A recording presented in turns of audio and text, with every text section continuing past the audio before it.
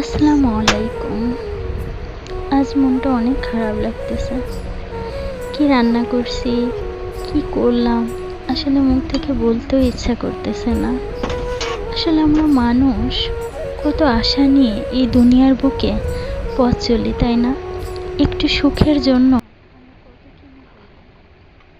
আসলে সুখ বিষয়টি এই দুনিয়াতে মেহেরবান।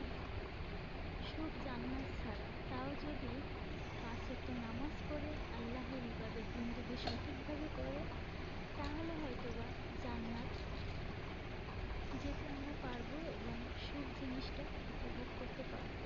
কিন্তু জান্নাত তো আবার সবার জন্য না। দেখুন, আর কোথাও মজুদ নেই, জান্নাত ছাড়া সুখ কোথাও নেই। এই দুনিয়ার বুকে সুখ জিনিসটা আশা করা একদমই বোকামি। দুনিয়াতে সুখ খুঁজতে খুঁজতে আমরা কখন যে নিজেদের হারিয়ে ফেলি, তো আমরা নিজেরাই জানি না। বোকামি ছাড়া আর কিছুই নয়। সুখে থাকার অভিনয় করতে করতে মানুষ কখন যে ভিতর থেকে ভেঙে পড়ে, তা কেউই টের পায় না। এই যে আমরা অনেকে অনেকভাবে প্রশ্ন করি যে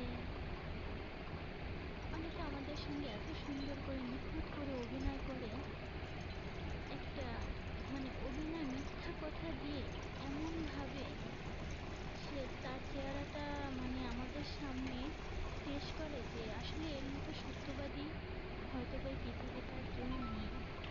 তো আমরা প্রশ্ন করি অনেক সময়